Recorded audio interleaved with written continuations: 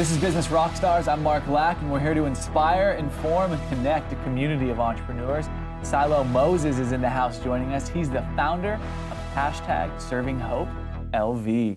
Pleasure to have you on the show with us, brother. Thank you. Appreciate it. So what's the hashtag? What are you guys up to? So it's funny, the hashtag is basically a way for people to find us online. Okay. When we first started off, we didn't really have the funds to kind of go out and create a website. So it was like, Piggyback on the social media. Yeah, why not? Let's just use social media. It's free, and if we add the hashtag in front of our name and what we do, it's easy for people to find us and get involved. Hey, it's a smart way to get started. Yeah. That's for any of the people out there making excuses like, oh, I don't have a website, I can't get started. That's right. Oh, no. Neither did Siloh Moses. Living proof. Living proof. You don't need a website, just hashtag it. I love it. So what is the whole serving Hope LV? Yeah. What are you guys doing? So we're an independent grassroots organization in Vegas. What we do is we serve those who are less fortunate. So we serve those who are unemployed, underemployed, and or homeless. Okay, so 55% of America. Pretty much, yeah. Okay. So how did you get into this space, bro? So I got into the space about 2.5 years ago. Yeah. Went down into literally the homeless corridor. In Vegas, we have it, it's kind of like LA Skid Row, but we have one in Vegas as well, which is pretty bad. Ours, instead of being Skid Row, is like 4 Master. So I went down into like the homeless corridor. I went down with a pot of spaghetti. I served 30 people with that pot of spaghetti. And then like my next initial thought was, well, I wonder how many I could serve with 2 pots of spaghetti. Yeah. So I went back the following Monday with 2 pots of spaghetti. I served close to 60 people. Wow. And then I just went home and I told somebody what I did. And the following Monday, they came back with me. And then they went home and told somebody what we did. The following Monday, they brought somebody back with them, and we just started to grow. Here we are, like 2.5 years later. Like I can only imagine one every time. Yeah. If that's how it's scaled. Absolutely, yeah. So yeah, I mean, we haven't missed a Monday since my first pot of spaghetti in 2.5 years. We serve on holidays. We serve in Vegas, high heat in the summer. I bet, because you got these people waiting there. Yeah, absolutely. Waiting for Siloh Moses to show up with that spaghetti. Yeah. So here we are 2.5 years later from that first pot of spaghetti. We've got over 100 volunteers now. And last year alone, we served 64,000 meals. Wow. And all within Las Vegas itself, like right there in the base, like home. So, and what got me, to answer your question, what got me into it was 3 years ago, actually January is going to be my 3rd year anniversary. 3 years ago, I was homeless myself. Wow. So in Las Vegas. So I was homeless in Las Vegas, 7 months on the streets. I didn't have a car. My car ended up getting repoed. I didn't have a couch to sleep on or friends with the couches. It was just, I was kind of, I was done. I didn't have anything. Wow. So I slept in like abandoned buildings, did whatever I can to scrape up change for food, literally ate out of garbage cans, did it for 7 months. And as soon as I got back on my feet, as soon as I had like a roof over my head, a little bit of food in the refrigerator, and that box of spaghetti like in the cabinet, I literally cooked it up and went and served it. Wow. And I've been serving ever since. Wow, bro. Giving me goosebumps over here. First, just like, you're amazing for having done that, awesome. For what you've been doing in the world. And second, I gotta ask, like, how did you bounce back? I feel like when so many people have something that puts them in that black hole, so to speak, the pain, the adversity, the story that cripples them and limits them from living not even a great life, just an okay life. Yeah. Let alone being on the street. How do you bounce back from that? How do you get to being on Business Rockstars, serving 64,000 people? Well, thanks again for having me on Business Rockstars. And we were just talking about this just a second ago, like Tony Robbins and what he preaches, and, with mind state and being in a certain state to be able to receive and stuff like that. And essentially for me, the way I got out of it was 2. One, I had somebody believe in me before I even believed in myself. Okay. I had someone come into my life who was relentless. Like, no, this is not you. Like, this is just a circumstance. This is not who you are, right? And just pushed me and pushed me and pushed me to the point. Was that a stranger or was that a family member or a friend? It was a friend of mine. It was a friend of mine. Actually, an ex-boss that I used to work for like years before I went into homelessness. Wow. And we reconnected. And at that time when we reconnected, he basically like instilled in me that I had the power to change my circumstances. And then number 2 was I finally believed him and the switch went off. Where I started saying to myself, I'm better than this.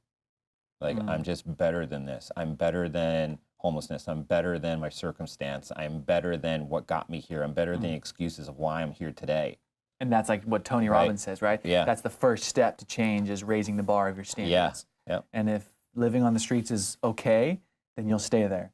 And as soon as you raise your standards, you think, feel, and behave congruently to that new standard, and it pulls you out of the circumstance and the environment to a new one. Yeah, exactly. So you're a living example of that. We've got the founder of hashtag Serving Hope Las Vegas LV, Siloh Moses, joining us right now. I'm humbled by this experience. This is Business Rockstars. I'm Mark Lack, and we're here to inspire, inform, and connect a community of entrepreneurs, from homelessness to now serving 64,000 people in a short period of time. You know, for the people out there that have so many things to be grateful for and so many blessings that they maybe just don't look at and they brush under the rug, and they have all these excuses, and I'm depressed and I'm sad. Like, you can laugh at it, right? Because it's like, what are you depressed about? You go home to a house. You go home to a bed. You get to brush your teeth. You get to eat food. You're complaining about the food you get to eat. Right. Just ridiculous things. You know, I just met a billionaire the other day. I mean, we had a couple of them come through the doors here, but this was separate. This was for a charity that I'm on the board of, the Leap Foundation. And we had a billionaire come into the office. We were interviewing him. He contributes to our cause. And he said, and this is a billionaire, he said, you know, I'm really lucky and grateful to be where I'm at in life right now. I only have to work, you know, half days, 12 to 12. Nice. And I was laughing, and I was like, that's hilarious. He's only working, you know, 12-hour days, which is a half a day. And it's like, most people are only working, you know, 8, 9-hour days. This billionaire humbly, jokingly said, you know, I'm lucky I only have to work half days, you know, whatever it was, 8 to 8. Or, that's good, know? And I was like, dang, that was a good one. Never heard that before, but this is a billionaire. And so, you know, I just feel like too many people make excuses. And a lot of the times, you know, I feel like the emphasis of this conversation is gratitude and giving back. Being grateful regardless of your circumstances.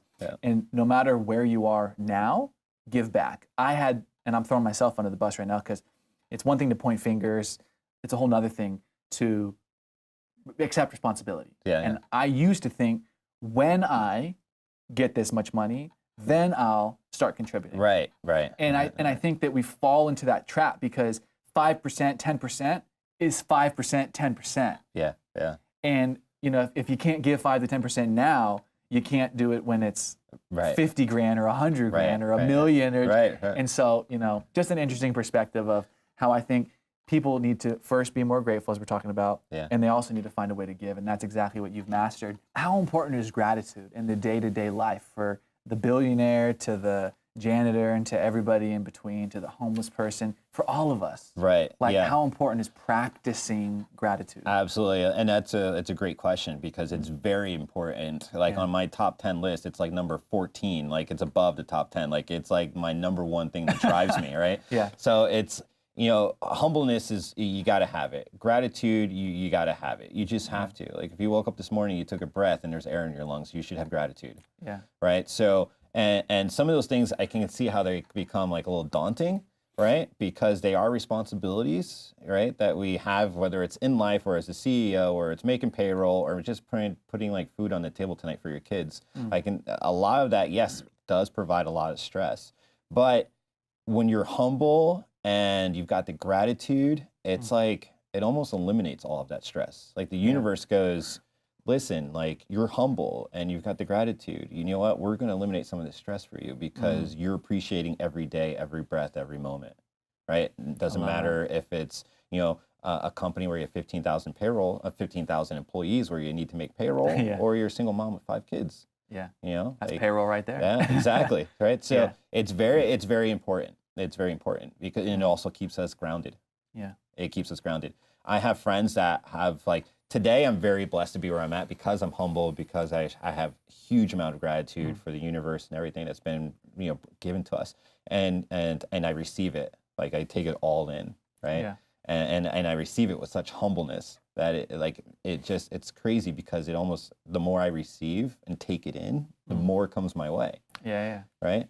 And it's the more open you are to receiving, the more actually comes into your life. It's crazy. Absolutely. So I've been really blessed to know some really cool people who've done some really amazing things, and by society's standards, you know, they have what it takes to be successful. They have, like, the hot spouse, they have, like, the nice cars, like, they have, like, the gated communities, the house, everything, right? But they're still depressed. But they're still sad, depressed, or sad. angry, or Yeah, stressed. exactly. Yeah. And most of them are angry. And then what they do is, because they can't be angry against their spouse or their employees, et cetera, they take it out on things that become addictive to feed that anger. So, you know, they drink too much, or they're out of shape. Drugs, alcohol, food. Exactly. Like and it's just a way of kind of temporarily coping with the fact that they're not opening themselves up to receive, and they're not grateful, and they're not humble. Right? Yeah. So gratitude is the key. Yeah. We'll be right back with Siloh Moses. This is Business Rockstars. I'm Mark Lack, and connecting a community of entrepreneurs is what we do. So you can join us at Facebook, Twitter, and online at businessrockstars.com.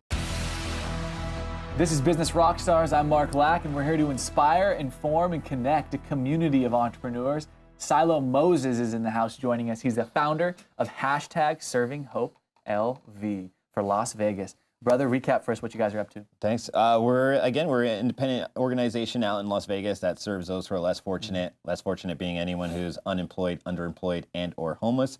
And we serve them with fresh food, clothing, hygiene, hugs, love, you name it. We all need that too, right? Yeah. Sometimes you got a full belly, but you got an empty heart. That's right. Yeah, that's right. You need some loving. Yeah. I love what you guys are up to. My question I want to start with is, it was just you. Yeah. You went from being homeless to getting back up on your feet, which is a feat alone, right? Like that's amazing to do by itself. Yeah. But what's even more amazing is you didn't just bounce back. You started giving back.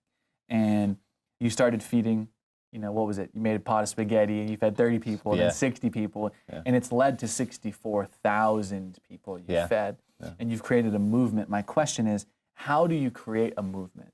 You've done it. It's only going to get bigger, I can imagine, in 3 years, 5 years, and 10 years. You know. Oh, yeah. You know. And so for the people out there that they have a movement inside them they want to create, they have a vision, a dream, and they want to build a following behind them, what's the starting steps from one and scaling that baby up? You've done it. You've got 100 people now helping you feed those tens of thousands of people, soon to be millions and beyond. How do you do it? You know, what's really important is just taking that first step. You just got to do it, especially if you have something inside you that's pulling you, and something inside you that's like, when you wake up every day, you think about it, and it's all you want to do, and you're at work, and you're working in your cubicle, and it's 9 to 5, and in the back of your head, even though you're typing away monotonously, like in the back of your head, like you want to be in that space, just do it. That's, you don't have to have everything planned. Like you don't have to have all the info. You don't have to analyze everything that's in front of you to be able to say to yourself, okay, now it makes sense to take that step. So if I'm hearing you properly, and this is what I hear people say all the time, oh, you know, I'm just waiting for the perfect time to start. Right. There's never going to be a perfect time for a kid, for a home, for a business, for whatever it is. There's never that perfect time. There isn't, and you just do it. You just do it. Do it, and then things will figure themselves out along the way. Especially if you're doing something that you love. Now, to get to the point to where you're doing something that you love, again, if you think about it, you eat about it, like when you go to sleep at night, you dream about it, like that's what you should be doing. There's your clue. Yeah, exactly. That's what you should be doing. And, you know, for us, it was simple. Like, I didn't cook up like that pot of spaghetti and go, okay, I'm going to wait for Tuesday when it's 76 degrees outside, perfect weather. I'm going to wait for the perfect time to feed the people that are starving. They're ready now. And they'll just magically show up that day because in the back of my mind, you know, that's how it works, right? No, I just went out. I didn't have I was just like, no, I'm doing it. Like, that's it. There was hands down, no questions, right? So I think step one is just do it. Like if you're working 9 to 5 in a cubicle in a job that you can't stand, sitting in traffic 2 hours a day to and from work, and you really want to be somewhere else doing something else, work 9 to 5, come home. I think Gary Vee said this the other day. He goes, work your 9 to 5, come home, kiss the dog, and go to work. Tony Robbins. Right. Tony Robbins says, I know what you're doing 9 to 5, but what are you doing 7 p.m. to 2 a.m.? Yes. The next shift. Yeah, exactly. The next full-time shift. Yeah. What do you feel like is one of the best lessons you've learned? I feel like there's probably a lot. From either being on the street, from starting a movement. You pick. Maybe you have a couple. One of the top lessons or aha moments you've had that you feel like is beneficial for people, especially in the business space. Yeah. In the business, one of the biggest things that I've learned was how to humble myself and to be grateful for my experiences, which creates a nice little like warm space for me to operate in, which is warmth, compassion, love, care, and authenticity. And I think that's literally what's missing from the space today, business space, is that authenticity, that caring, that love, that putting the customer not at number one, but putting that customer as like the end all, say all, right? And it's going above and beyond for that customer. And it's doing it in a way that feels good. Like it just feels good. And, you know, I speak to like business owners and they say, well, you know, we're having trouble trying to find our next customer, you know, our cost per customer is going up and we can't understand why. And first thing that I tell them, well, it sounds like to me your message is screwed up. Like your message is not connecting with your customer. Yeah. So what is that message? How can we break that down to where it's authentic and it's caring and it's loving and you're delivering 10x whatever the customer's expecting so you can get 4, right? Yeah. So, and then what we do is we basically go through their mission statement. We go through, like we literally break it all down. Yeah. And we go, where's the message? Where is it not hitting? Because you're not running on all 4 cylinders right now. You're lucky if you're running on 1.5. Yeah. And a lot of business owners, which is very surprising to me, and again, I'm not talking to huge business owners that have like, they're making like 10 million a year. I'm talking to the small guys, maybe $1 million at the max, still probably 25 employees, very hands-on CEO, right? And trying to get to the next level. These are the guys that I'm talking to. And what I'm very surprised to find is that a lot of these business owners are still operating like it's like 2001, right? Where it's just like they believe all they need to be successful is to have a flashy website, an 800 number, great customer service, a great product at a great price. Cool. That worked in like 2002, right? Today, and you see this in like human psyche, everything is starting to shift to where people are no longer buying products because it's a product that gets them from A to B. They're buying the product because that product speaks to them somewhere deep inside, which is where you start to see like the rise of like social entrepreneurs. You start to see because of Tom's Shoes and the success that he's had that because it speaks to that person. The product doesn't speak to them. Their mission speaks to that person. And when they buy that product, your mission becomes their mission. Right? And their mission becomes yours because you're talking back and forth, right? And the sales is just a byproduct of you guys having a great authentic relationship between you and your customer. So today it's like, and again, this is just my opinion. Today, customers are looking to purchase something that speaks to them deep inside, literally deep inside. And they're looking for products to fall in love with. They're looking for products that they can tell their neighbor, like, I bought this because it speaks to me, because this is me. And like you're saying, a lot of companies now are finding a way to attach themselves to a cause. Hashtag serving hope, right? They're trying to find something where it's like, look, we're not just here to serve value to you, but for giving us the honor of working with us as a customer, buying our products or service, we donate a portion of our funds to this cause. So by working with us, by buying from us, by being a client of ours, you're also helping this. Indirectly or directly, you are a part of the cause. And Tom's Shoes has been a great example, and there's so many other companies now kind of jumping on board of the social entrepreneur, like you said. They are trying to find a way to make their business not just make $1, but make a difference. Right, exactly. And I think that's what it boils down to. You're an inspiration. If somebody not only wants to follow you in your journey and your transformation, but they also want to find a way to contribute to what you're doing, how can they do that? So we were born and raised on social media, which is why we have the hashtags on everything that we do.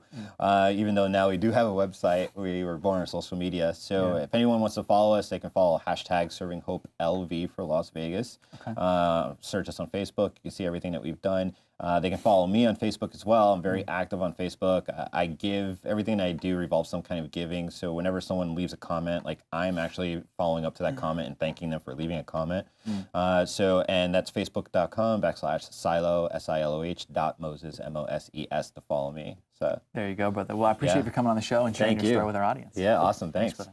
I'm Mark Lack. This is Business Rockstars, connecting a community of entrepreneurs. You can join us on Facebook, Twitter, and online at businessrockstars.com.